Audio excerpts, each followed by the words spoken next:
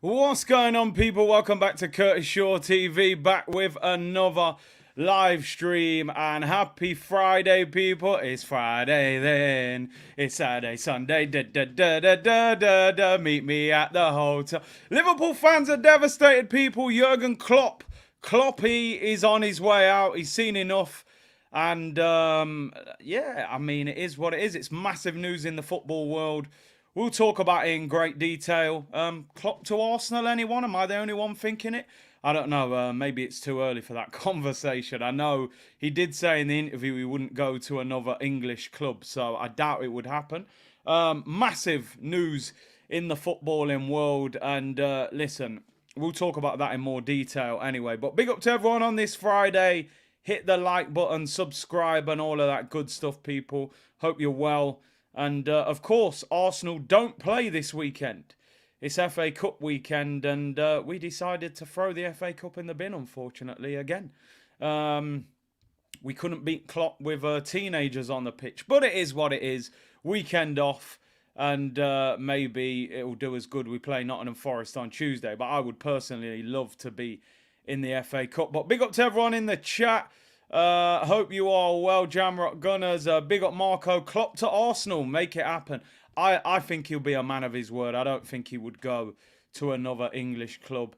Arteta scared Klopp with his obvious football genius. That's what they'll say online. We're so good that Klopp decided to run before we won the title. Get Klopp to Arsenal. If Arteta doesn't win a trophy. So Klopp to Arsenal then. Big up Curtis. Good day from Australia, mate. Hope you're going well over there, fella. I'll stop now before, I sound like I'm from New Zealand instead. Yeah, just get Pep out. 115 charges, get rid of Pep. Knowing Arsenal, Klopp will go. Pep will be relegated with Man City. And then, I don't know, Chelsea will go and win it. We still won't. Klopp wasn't in the title race last year and we still didn't win it. But it is what it is. We're going to start off by talking about Klopp. Make sure you like the video and subscribe to the channel, people. We are going to talk about Jurgen Klopp because, let's be honest, this is the biggest news in football. My dad's a Liverpool fan. Some of my friends are Liverpool fans. Big up Marcel, Liverpool fan. And he said, devastated. Jurgen Klopp, 7 years at Liverpool. He's won the lot. And all jokes aside, and I'm bantering as a rival fan, you're talking about one of the greatest managers of this generation. And when you think that he's won all this around Pep Guardiola, and Pep and Man City, if it wasn't for Liverpool, we would be playing in the French league. Like, this would be Man City or PSG. They win everything domestically, and we just exist. This manager is the only manager, really, that has put up any sort of fight. I personally think what he's done in this country is absolutely incredible. And I'm saying this genuinely. Oh, is it 9 years, is it? 8.5, 9 years. I think what he's done in this country is incredible. He's had an ownership model that's very similar to Arsenal's. They don't blow up the transfer market. They don't spend huge money unless they get money in. You look at Robertson from the Championship, Wijnaldum from the Championship, Trent from the youth team. Firmino was an attacking midfielder, became one of the best false nines in the world. Salah from Italy when people thought he'd failed, at Chelsea. Mane was good at Southampton. He took him to the next level.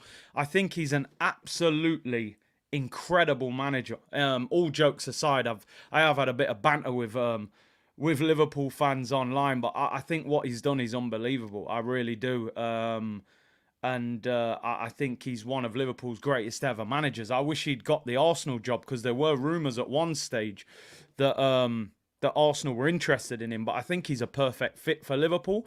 I have to say, on what he said in his interview and some of the quotes that I've been reading, I don't know if anybody else thinks it, but I think it doesn't feel like it's football reasons. It feels like it could be more of a personal thing. He was speaking about his lack of energy. He needs a new focus in life. I don't want to I don't want to guess, but, I wonder if something's happened in his personal life with him or a family member, and it's made him think, I need to, maybe return to Germany or stop in management. Thanks for the memories. Nice to see you. Bro, I'm telling you, from an Arsenal point of view, I'll be real.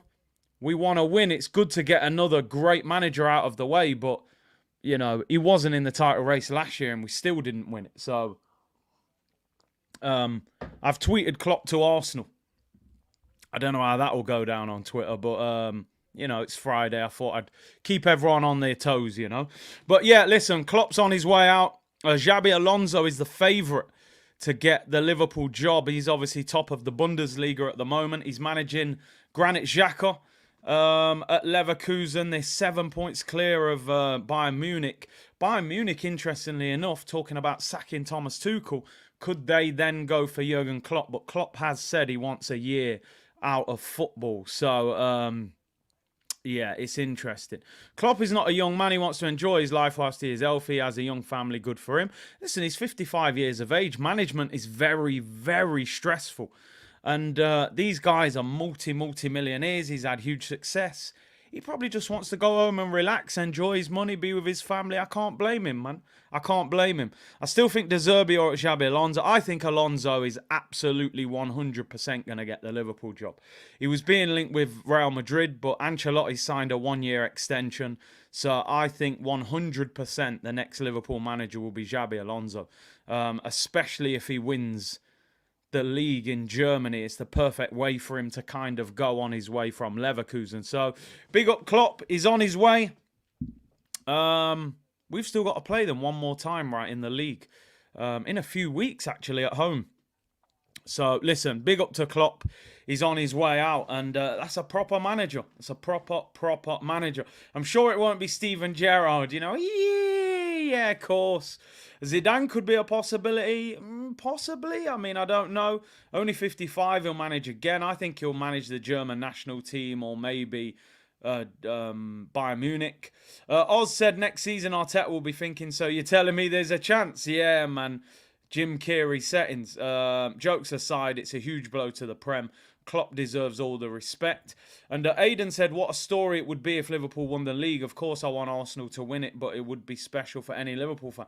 I mean, they could potentially win a quadruple, so I'm sure that will add more determination to those Liverpool players to win trophies, Jose Mourinho. Yeah, somebody just said there, it wouldn't surprise me if Salah ends up in Saudi now. Maybe he thinks time to go at the same time as the manager. Anyway, let's move on. Let's move on and talk about Arsenal.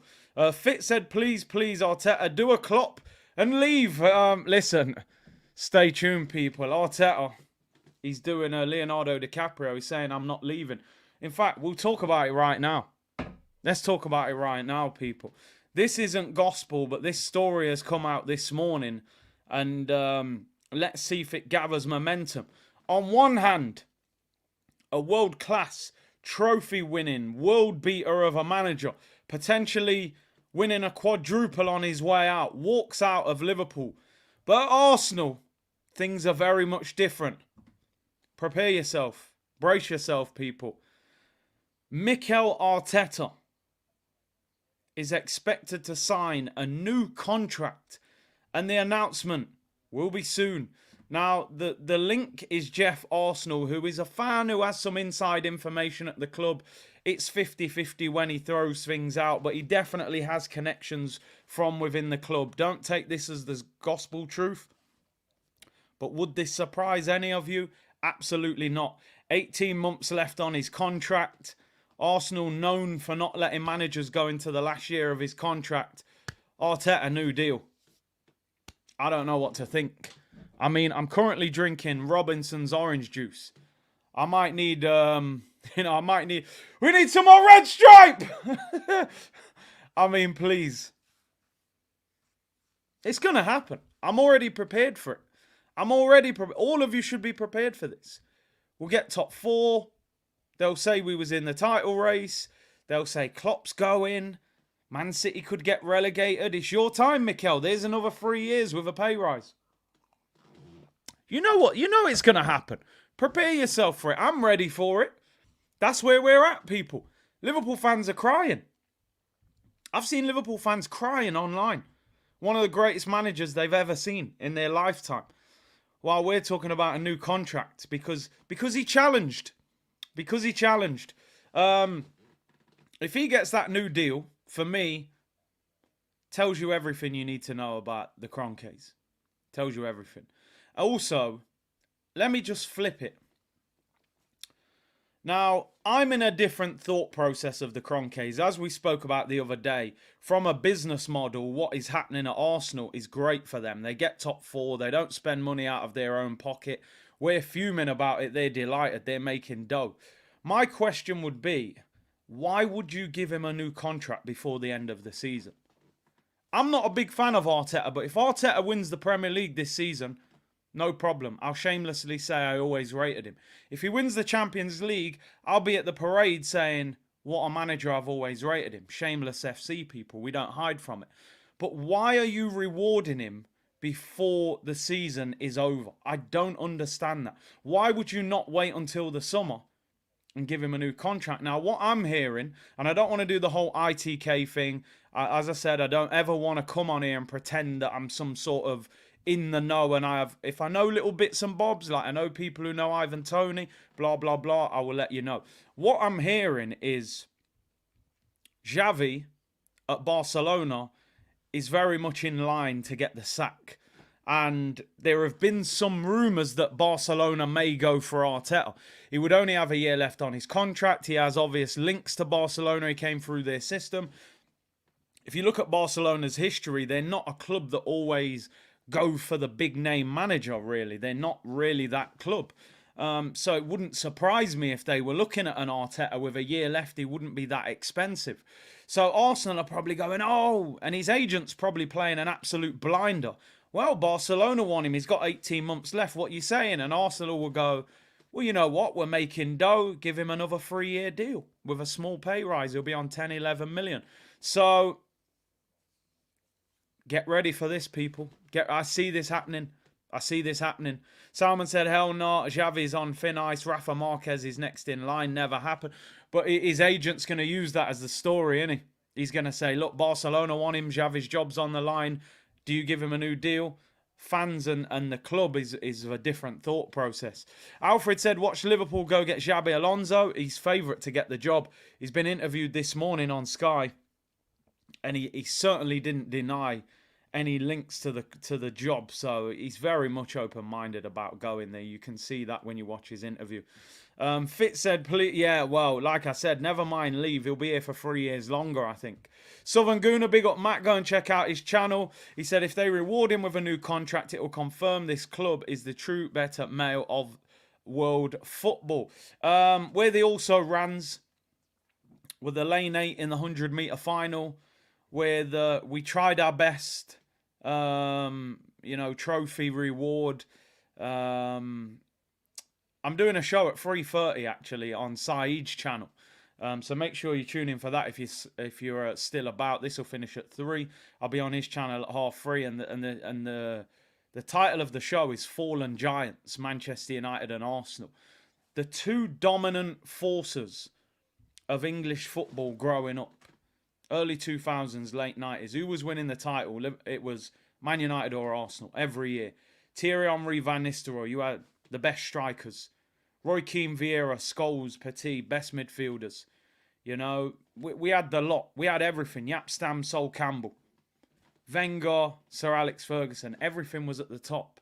We got the new stadium before all these other clubs were building the new stadium. Man United already had the huge capacity. We were the first ones up. So we got out the traps first. So we should have been financially well clear of these other teams that have had to build new stadiums. But we're not. Why is that? These are the questions that I always ask. We built our stadium 10 years before other clubs, but we're competing with those clubs. Why have we not reaped the rewards of building that stadium early? How come we had to sell players every single summer to pay off the stadium? Other clubs have built stadiums and not sold a lot of their players. These are the questions we need answers to. But, Well, I always said if we in the future win a league and Pep and Klopp leave before it happens, for me it would feel like someone let us win. I think you always want to win against the best. I hear you on that. I'd shamelessly still celebrate it, but I'm totally with you on that. I'd love to have seen Arsenal win the title against Pep and against Klopp, rather than, we need City to get relegated and Klopp to leave to win it. Fitz said Arteta equals the acceptability of rancid failure. Just give me more time. That's what they'll keep saying, Abby said, what do you think they're smoking over there at the Emirates? Well, remember, 40 million and a pound would for Suarez. We'd have got Suarez, we'd have won the Premier League. You thought he had a release clause, and so you offered £1 over it. It's crazy. It is absolutely crazy. But hey, we should be protesting. Nah, they won't do that, mate. They rather argue on Twitter. But hey, it is what it is. It just shows, though, with Klopp, his owners are not particularly much better than Arsenal's, and he still managed to operate at such a high level because the recruitment has been so good. And that's the thing. If you've got an elite Edu, an elite Arteta, or, I'm talking a better person in both of those positions, we still might have won the Premier League even with the Kroenkes, because if you nail that signing in the summer instead of Havertz, and then maybe we would have been top of the league now. So it just shows, don't it? It is interesting. But anyway, let's move on. Klopp is leaving. Arteta could be extending his contract. Interesting times. Let's talk transfers. I mean, I almost want to apologise before I even start talking about transfers on this show, because it's nothing's really going to happen. We might get a lone player in at the end, a versatile defender on deadline day. Apart from that, we ain't doing a damn thing. So my apologies in advance. I'm going to talk about players that we're not signing, but, we have to talk about it just in case. It's the game, people. The game is the game. Don't hate the player, hate the game. Arsenal being linked today with Newcastle striker Callum Wilson. Now, I have to say that the link is not particularly concrete, so I don't want people to have meltdowns. I'm not going to have a meltdown either. I don't think it's going to happen. But there is a link there from Nizar Kinsella, who tends to talk about Chelsea. Callum Wilson, for a couple of reasons, I don't want this deal to happen. Number one, he's 31 years of age and he's injury prone. Second of all, this is the guy that led me on a cold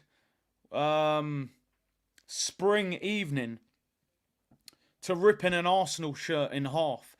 As our top four hopes disappeared at St James's Park, while Callum Wilson, with his front tooth hanging out, put the ball in the bottom corner and ended our Champions League hopes as I watched Tottenham finish fourth. His tooth was hanging out, and I decided I was going to expand the merchandise at Arsenal with our new open plan home shirt that meant you could go straight from five-a-side football to the nightclub with a new button-up open shirt, people. I actually thought I did them a bit of a favour there. They should have, they like merch. They should have gone off that, go straight from football to the nightclub. Maybe a quick shower in between, of course. But, yeah, Callum Wilson. I don't know what to say about it. Would any of you actually take him? Would any of you take him? Newcastle want between 18 and 20 million pounds for Callum Wilson. He's being linked with Chelsea, Manchester United, Arsenal and West Ham, which is... It's a crazy time period, isn't it, of football, that Callum Wilson at the age of 31, he turns 32 next month, the 27th of February, will be 32. And I think he's genuinely going to get a big move because there's no strikers.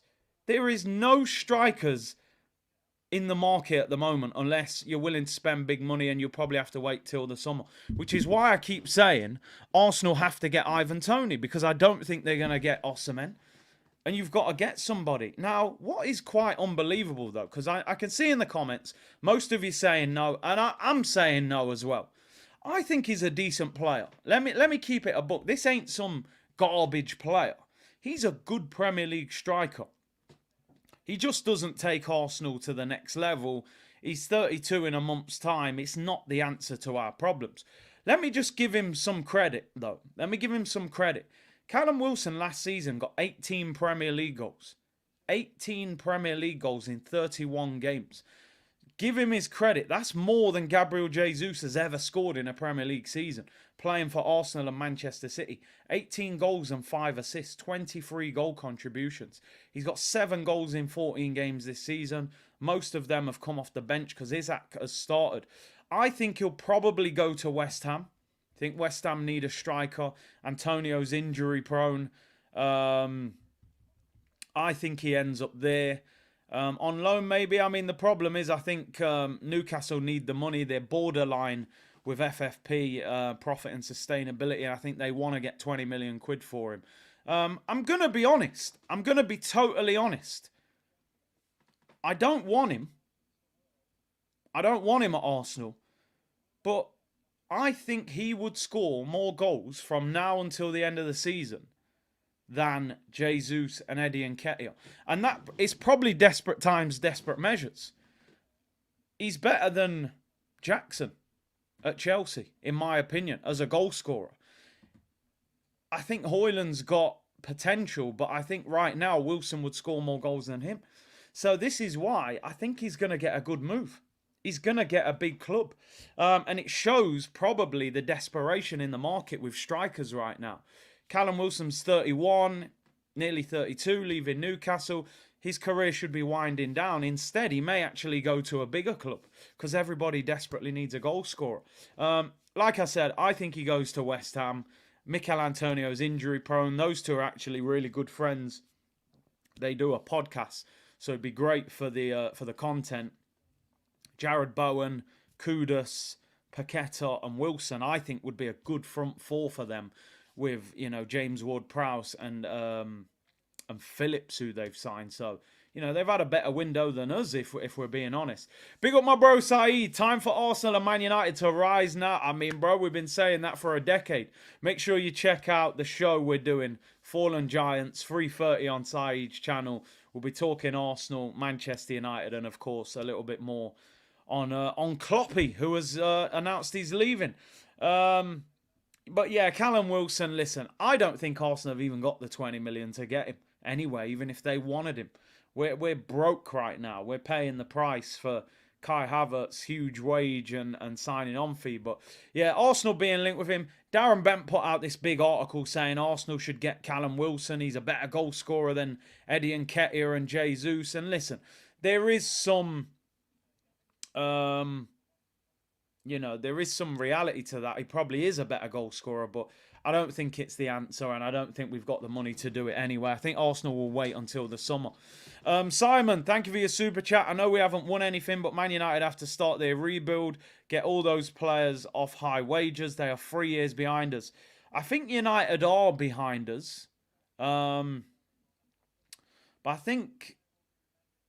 for them, the new ownership is the big plus for them. They're going to hire new people. It depends if they bring the right people in, but I think they've got to get rid of a lot of players in the summer. Baba Tunde said, big up C.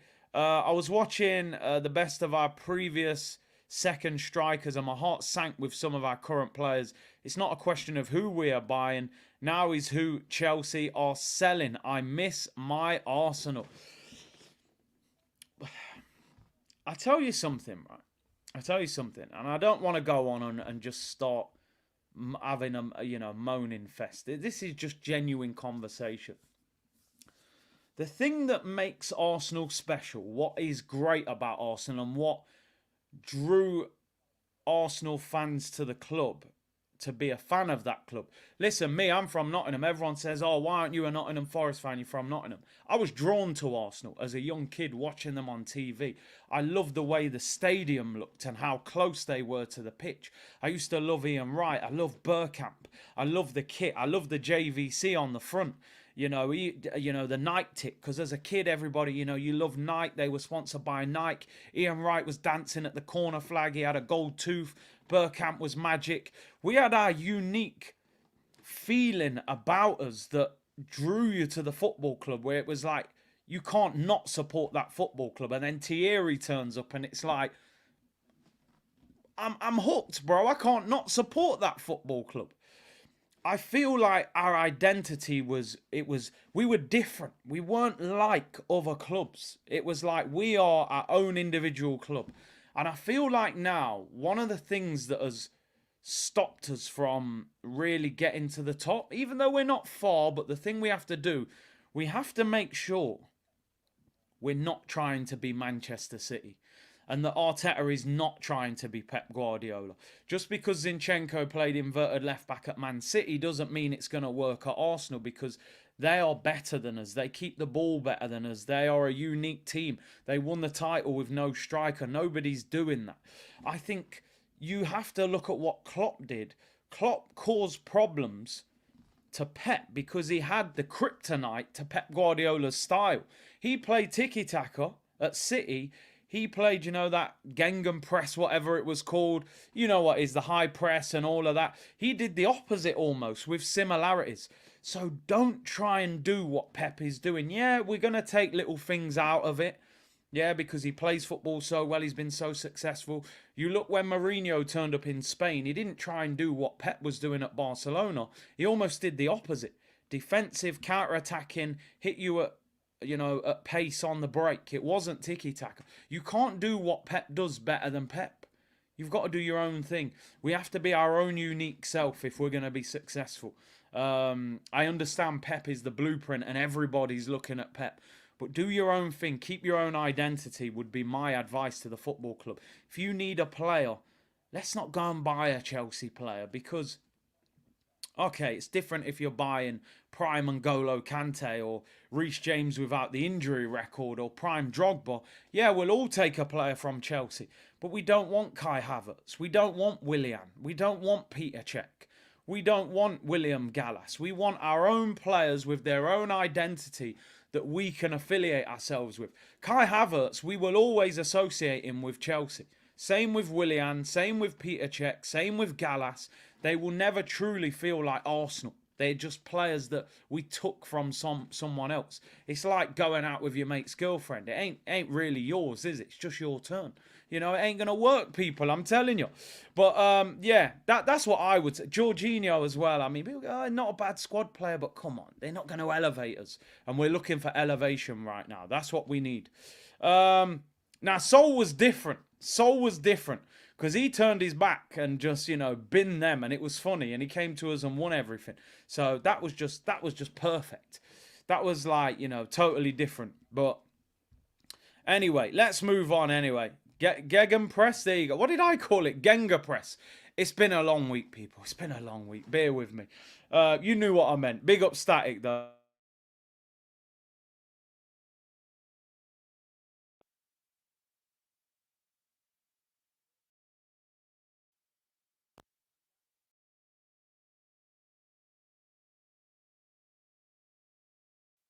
Are we back?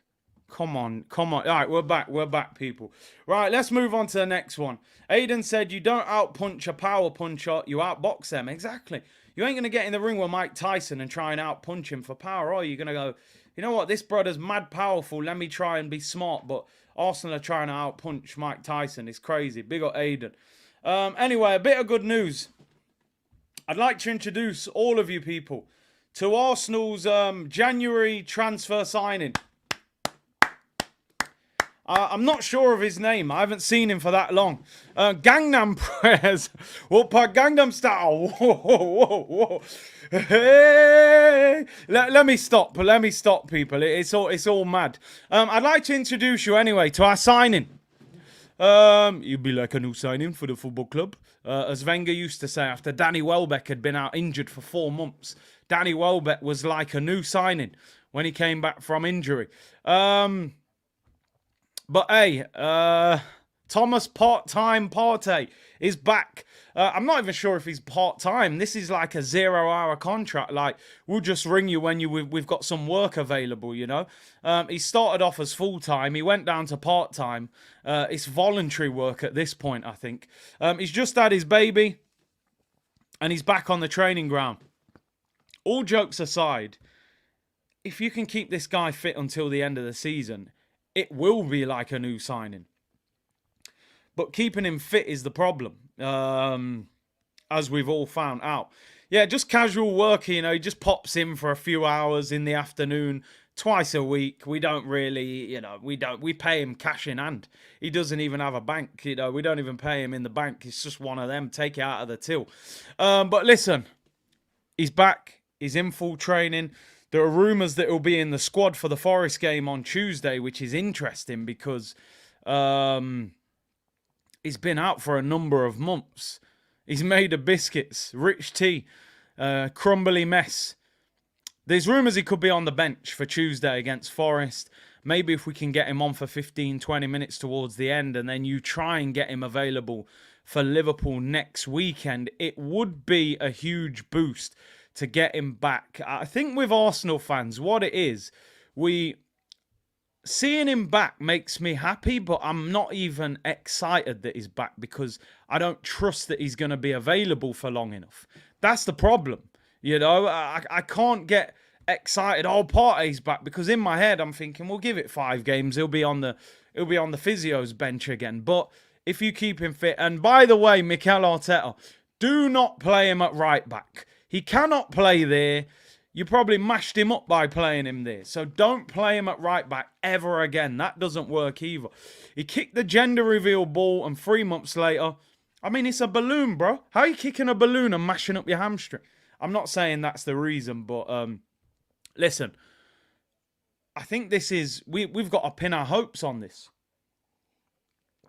Partey and Timber are probably 2 of the biggest opportunities for Arsenal to actually achieve something this season.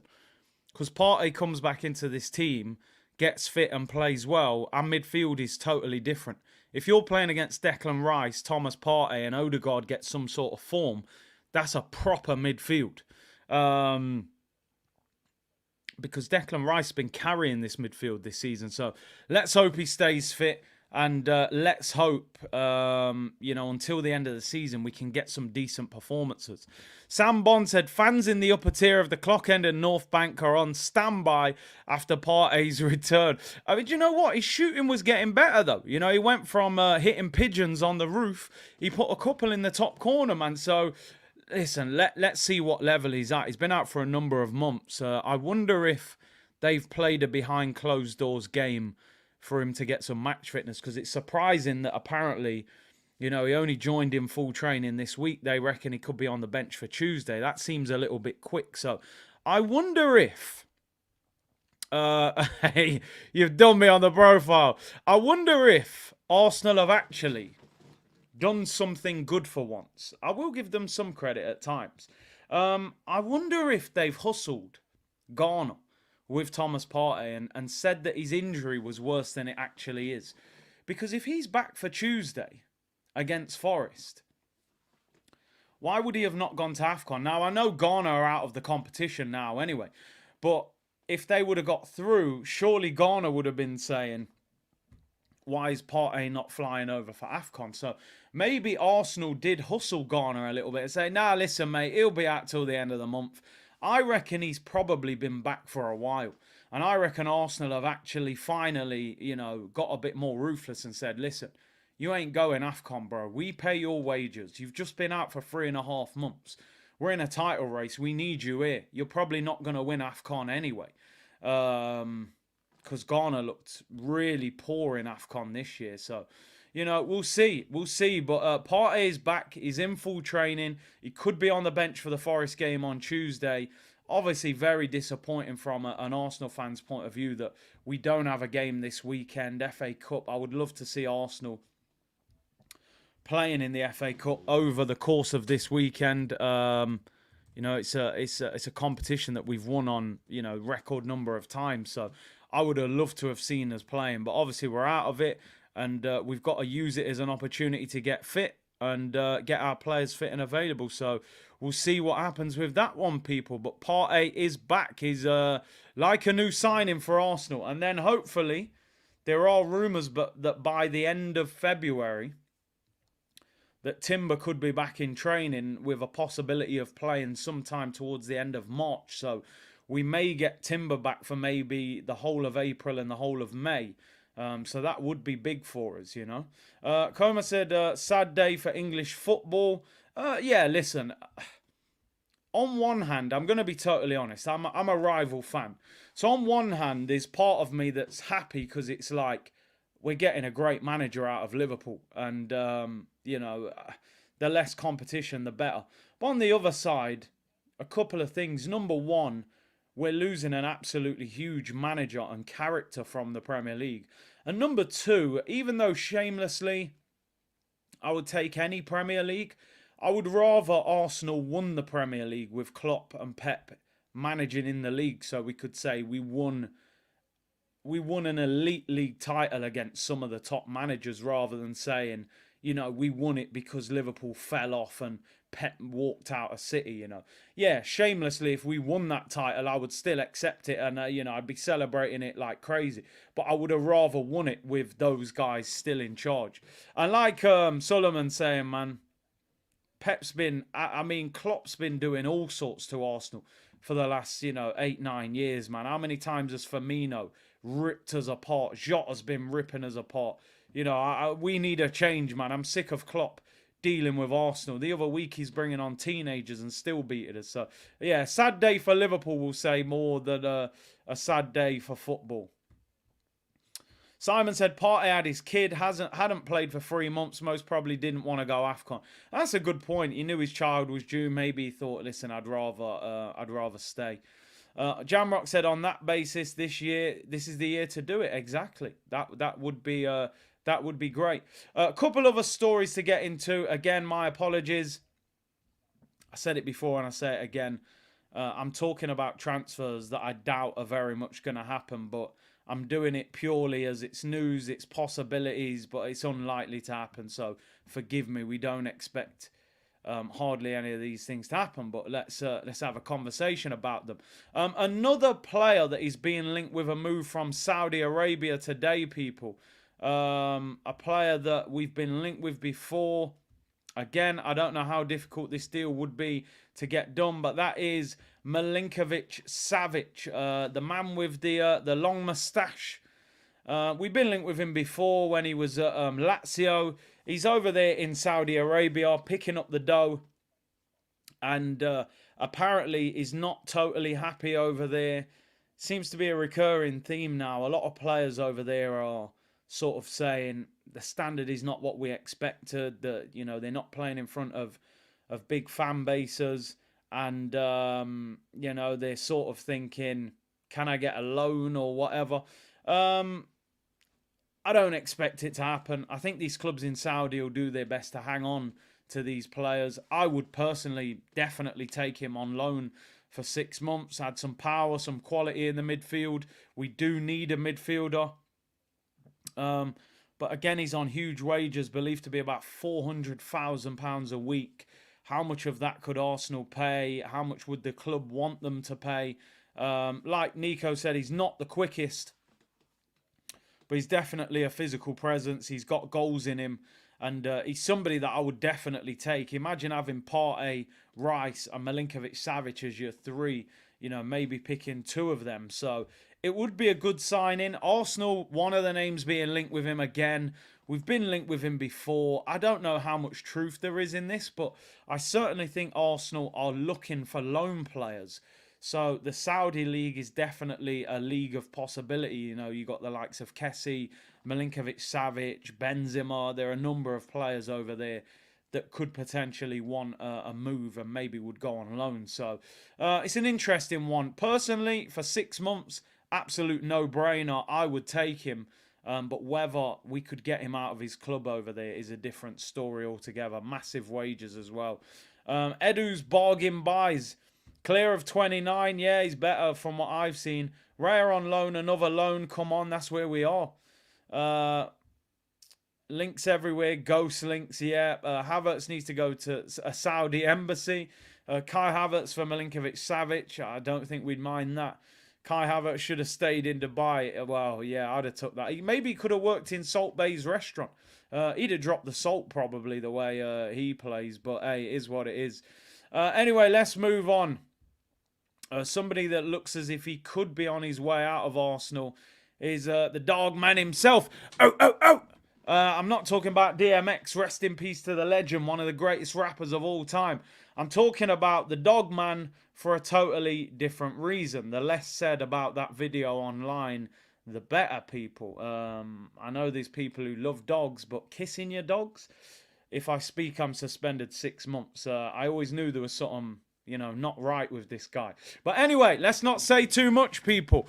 Talks are ongoing between Arsenal and Marseille over Nuno Tavares. Marseille want to sign Tavares on a permanent deal. Arsenal and Tavares are open to that, but there is no break clause in the current loan deal with Forest, and they are not keen on letting him go.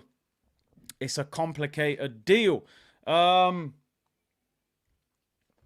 Listen, he's done, isn't he? He's done at Arsenal. Hot dog. Bro, I don't know what's going on with him. Get him out of the football club, man. He ain't good enough anyway. And the dog, yeah, he doesn't have the pedigree. He just doesn't have the pedigree, as Toby said. It's a bad joke, but it is what it is. Basically, he's not starting at Forest.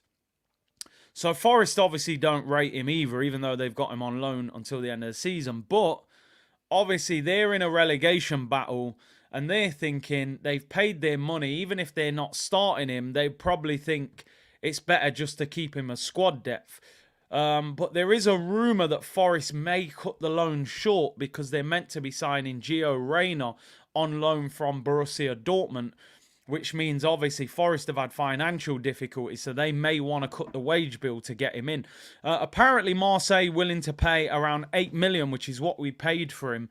He did okay at Marseille at wing-back. Not as good, of course, in the full-back position.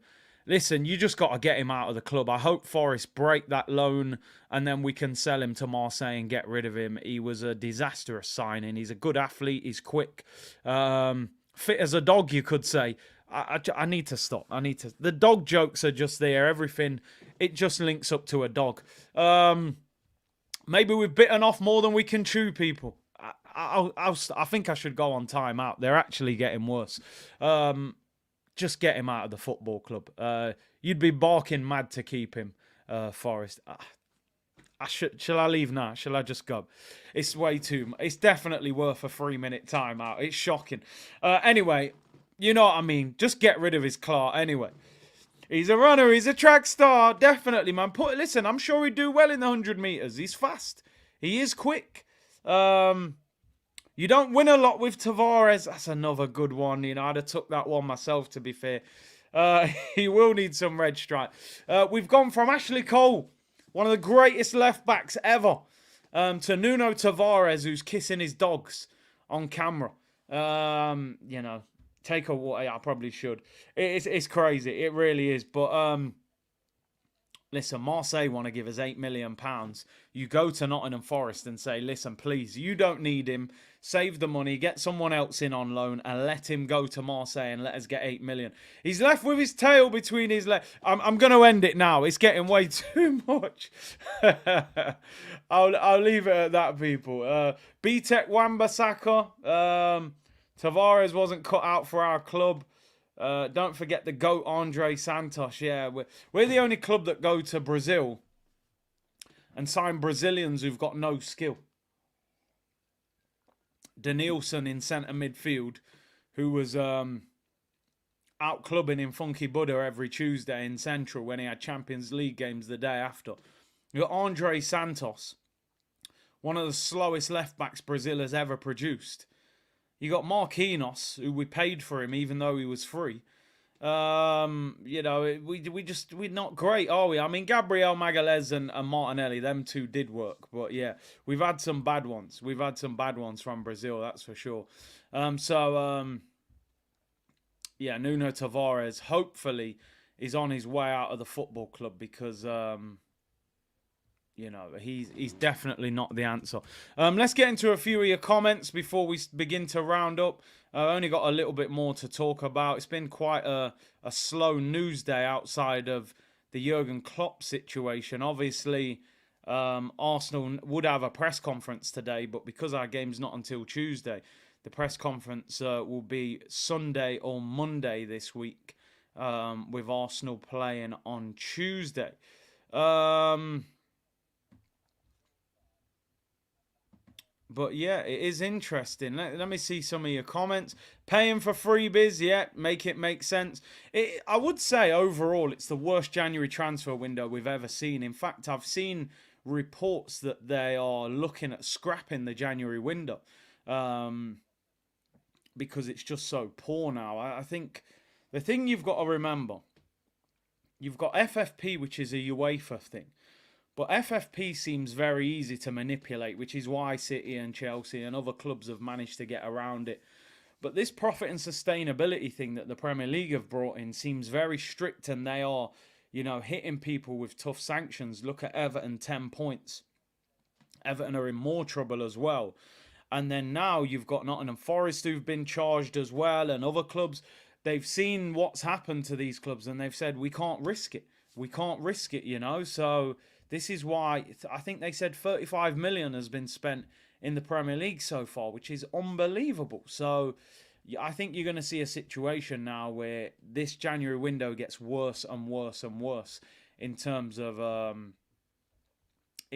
players coming in. I think it will probably just become a loan market because everybody wants to spend their money in the summer now rather than, waiting until January and doing things in that order. Let's talk about Cedric Soares, my old mate from the petrol station. He looks as if he could be on his way as well. Cedric Soares being linked with a move to Turkey, to Galatasaray. Ben Jacobs reporting Galatasaray have entered the race for Arsenal. Cedric Soares. They are looking at a permanent transfer, not a loan. Besiktas are also still interested.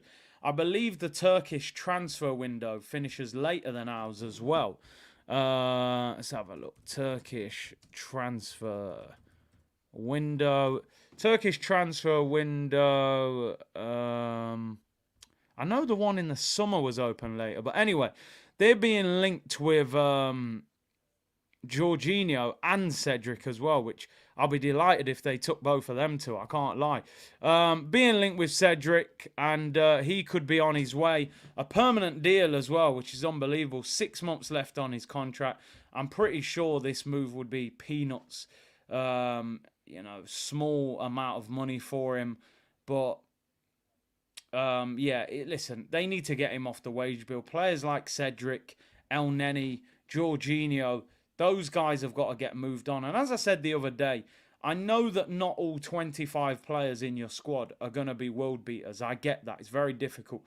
But you do have to get better quality throughout the group. And I always say, what club would that player go to if he left the football club? And we keep referring to this argument of Rob Holding. People say, oh, Rob Holding's not a bad squad player. He leaves Arsenal, goes to Palace, can't get a kick. They want to get rid of him already. It just shows how was we hanging on to a player of that level for so long when he can't even make it at Palace. He'll end up at the bottom of the Premier League somewhere. And I think Cedric is similar. Southampton let his contract wind down. We gave him 4 years. So time to get rid of him, get him off the wage bill, 75 grand a week as well. Yeah, and you've got El Neni, who's a glorified, Gunnosaurus, smiling at the end of the game when he hasn't done anything because he knows he's living the high life at Arsenal. So Cedric Soares on his way out, and I think it's, no disrespect, but I think it's long overdue on this one. So never said I'd keep J20 and bin El Neni. The only way you keep Jorginho is if Jorginho becomes what El Neni was, where you're looking at like fourth choice. So you end up with Declan Rice, Thomas Partey, although Partey could go as well. But let's say Partey stayed. You have like Declan Rice, Thomas Partey. You sign another midfielder. Let's say we got Fofana from Monaco, or, Onana, who we've been linked with from Everton, or Barella. And then you've got Jorginho as like your fourth choice, who's just there as, the experienced player and stuff like that. Or Zubimendi comes in or someone like that. That's the only circumstances Jorginho should be at the club.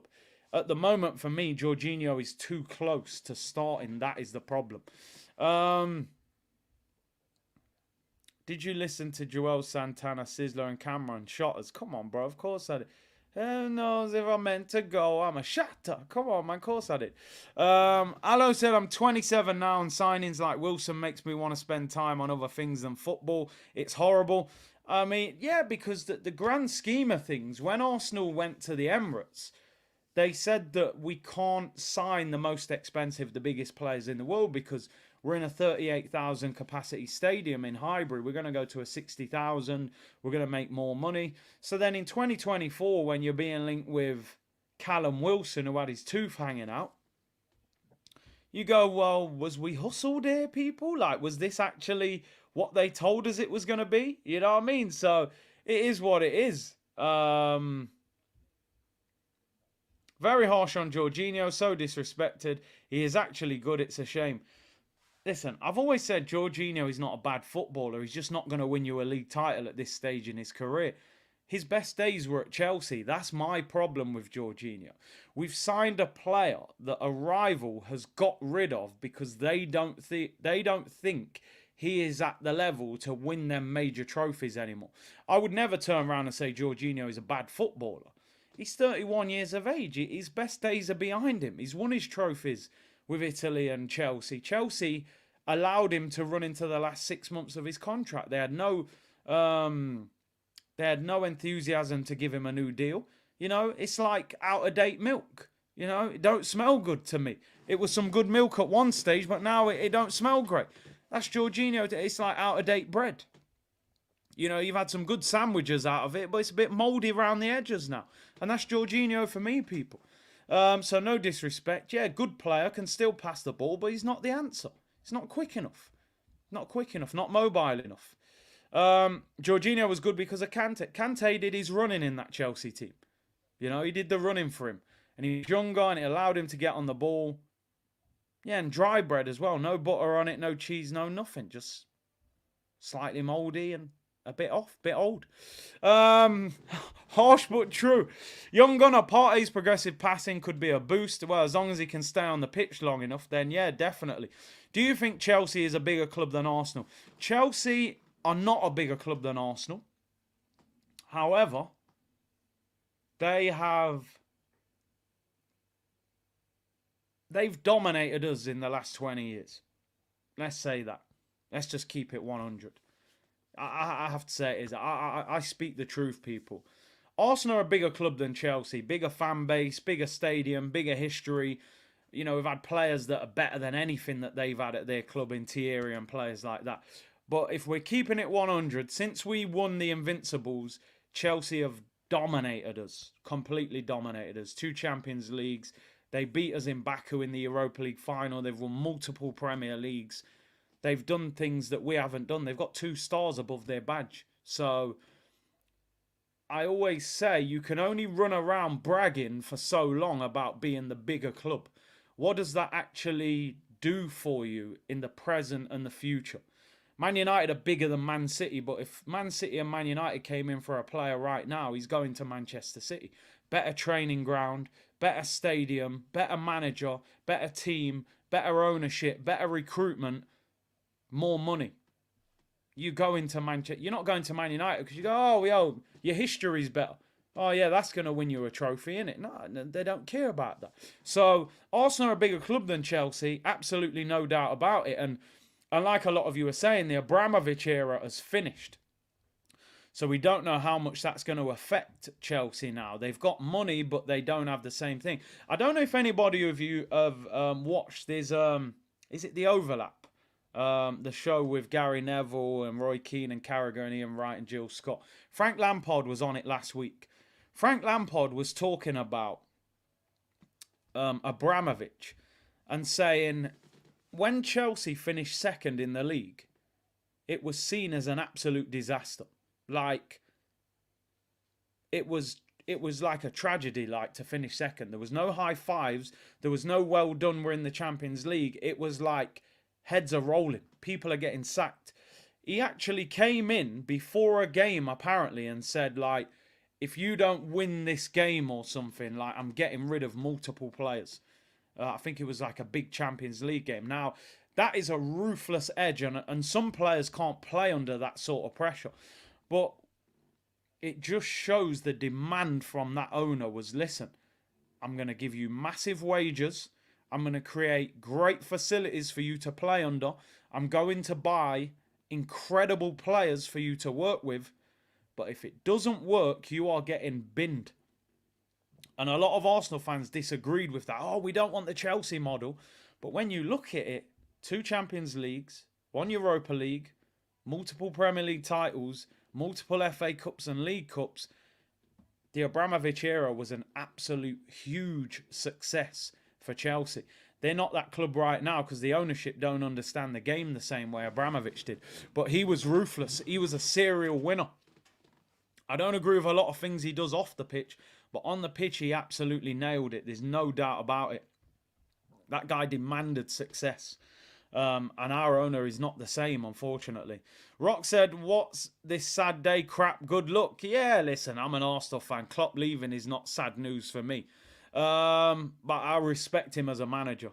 River said, do you think Chelsea... No, I read that one, didn't I? Partey. Yeah, I've read all of them, actually. So, yeah, for me, Arsenal, bigger club. But as I said, bigger club only takes you so far. Oh, we're a bigger club than you.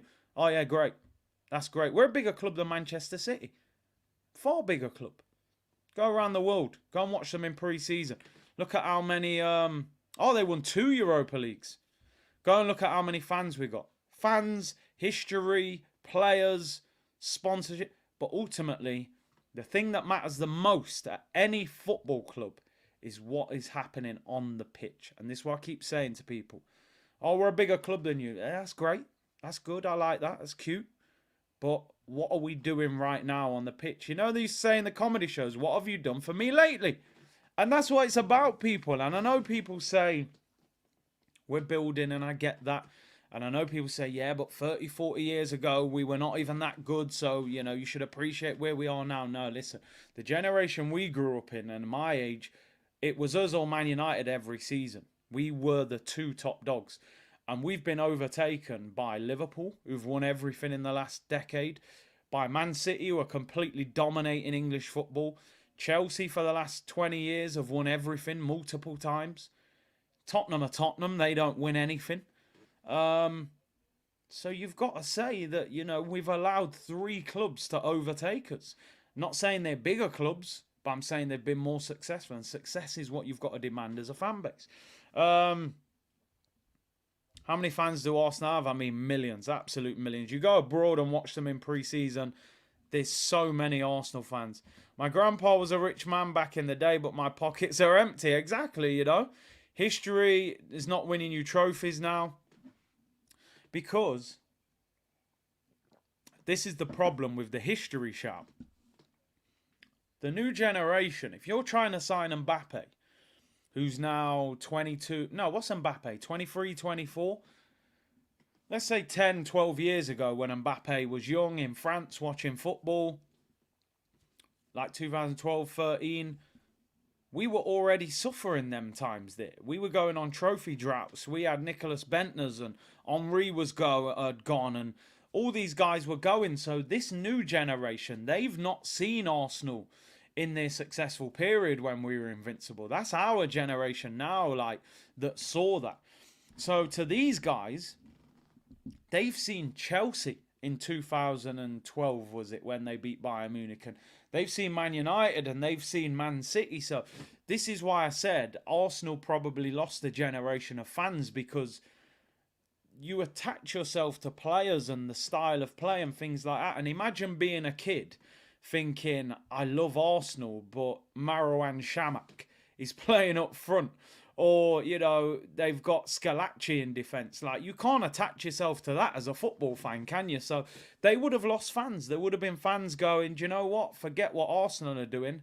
I can see what Drogba's doing. Or I can see what Sergio Aguero's doing. You know, and that's just the reality. So what we've got to do now is rebuild that. Give the fan base players that they can attach themselves to, can admire, want to print them on the back of their shirt. But you need success. You need success. And something that I've always said about Arteta is, I realise that Arteta wants to win the Premier League and the Champions League. We all do. That's the ultimate goal of Arsenal. And I don't believe that the Carabao Cup and the FA Cup is the answer to our issues and our problems. It doesn't fix things. Um, if we win the FA Cup, we're not all of a sudden, okay, everything's rosy in the garden. But what it does, I think what Arteta has to understand, and this would be my message to him, is your Sakas, your Salibas, your Martinellis, your Odegaards, and these guys, they haven't won a lot of trophies in their career.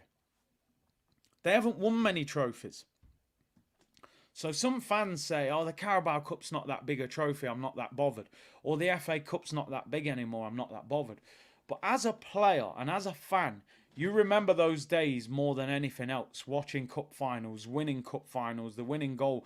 I want to see Saka in an FA Cup final, get man of the match, score the winning goal, have that big moment. You know, I think Saka was involved when we played Chelsea in that last FA Cup final, but that was all about Aubameyang and Emi Martinez and those players. So I still think your Salibas and those guys need that moment. They need to win an FA Cup. They need to win a Carabao Cup, you know, maybe before they go and win a Champions League or a Premier League, because maybe they don't understand how to get over the finish line yet. You've got an inexperienced manager, you've got inexperienced players. Learning can become a habit. I think you've got to break down barriers and win those sometimes first. I know Klopp came in and he won a big trophy first, but he knew how to win those trophies because he'd won them at Dortmund. So I think that's what he needs to do. I know we've won a couple of Community Shields, but that's a little bit different, you know. We need to show armpits, man. I'm telling you, they need to lift some silverware. Somebody just said there, are you confident against Porto? I think 4 weeks ago I was thinking we'll roll them over. Now I'm nervous about that first game. The one in Portugal, I am nervous about that. Because I think that, you know, the pedigree of them going to Fulham and getting beat shows that if you go to Portugal and don't play well, anything can happen. That's where you and Turkish disagree. I kind of agree with you more. So yeah, I think was he saying he's not too interested in the Carabao and FA? The walk up the Wembley steps are transformational. If you know, you know. Trust me, these players, they need to experience winning, learn how to win, get into finals. We haven't been in a final since we won the FA Cup. That's crazy because we're supposed to now be in the promised land. It's like, you know, growing, you know, your vegetables and your fruit, and then it all, you know, and then you pick it and you're ready to go. Like, we're supposed to be in the promised land right now, all you can eat restaurant. And yet we're still not winning trophies. We're still not reaching finals. And I know we got close in the Premier League last year, but I want to see Arsenal lifting silverware. Now, we do have 2 opportunities this year, but it's going to be very difficult. Finally, I'll round up on this. 2,000 of you in the chat. And you're right, Saliba. Even Chelsea are in a final in one of their worst ever seasons. What is easier this season, the Premier or the Champions League? I agree with you. I think it's the Champions League. I think the Champions League is easier to win this season than the Premier League. I think the Premier League is even more difficult now Klopp's leaving. Because I think that Liverpool team, they would have anyway, but I think they're going to run through brick walls for him now. I think that Liverpool changing room will be desperate to win the Premier League for Jurgen Klopp. Can you imagine the atmosphere in Anfield between now and the end of the season? I think Liverpool and Manchester City, to get past those two, you've still got Villa hanging around and Tottenham aren't far behind us. I think it will be very difficult to win the Premier League this season. We got a chance, but it'll be extremely difficult. Now, the Champions League, of course, is very difficult. You've got Real Madrid, Bayern Munich, Man City. You know, those teams are better than us, but it's cup competition football. It's over 2 legs. I don't think the game's as physical. I think you've seen a lot of our best performances have been in Europe because they're not doubling up on Saka. They're not clattering us in the challenge. They're not getting as close to us. European football is a little bit different. So we need a look of the draw. We could do with Man City getting Real Madrid or PSG getting Bayern Munich. We want 3 or 4 of the big teams to play against each other. But, you know, as you're saying, you know, if Inter Milan and AC Milan can make the semi-final and the final, and I don't think any of those teams are that good, then we've got an opportunity. And in a one-off game, listen, if we got to the Champions League final against Man City, we'd have a hell of a chance. Because in a one-off game, we can beat Manchester City. We've shown that. We've beaten them in the league. We beat them in the Community Shield. You know, anything can happen. Even Real Madrid in the final, I'd say we've got a chance, you know, on a one-off occasion. So we're going to need some luck. We need to manage our way past Porto first. That is by no means a given. And then we need some luck. You know, if we could get like a Leipzig in the quarterfinal or someone like that and get another easier draw, then you're in the semi-final. Anything can happen. Who knows? But the record of Arteta in cup competitions does not give me a lot of confidence. You know, that's the problem. Why do we constantly get knocked out of cup competition so easily? So he's going to have to change the narrative, you know, and we'll see. We will see. Listen, people, thank you very much for tuning in. I'm going to round up now. 2,000 of you in the chat. Big up to everyone on Twitch and YouTube. C-Unit Business. Hit the like button, people, and subscribe if you haven't already. I'll be back in 25 minutes on Saeed's channel. Fallen Giants is the name of the show. Arsenal and Man United show. We'll be talking Arsenal, Man United, Klopp leaving, so on and so forth. I'll have some content over the weekend as well. And obviously the watch along will be on Tuesday. So big up to everyone. The 12th man with the super chat late in said, Arsenal main stages are rival side chicks when it comes to transfers. The ownership is just lowering the standards of the club. I mean, yeah, I agree with you, bro. Big up to everyone locked in. Hope you have a great Friday. Hope to see some of you later. And if not, I will see you all tomorrow, people. Bless.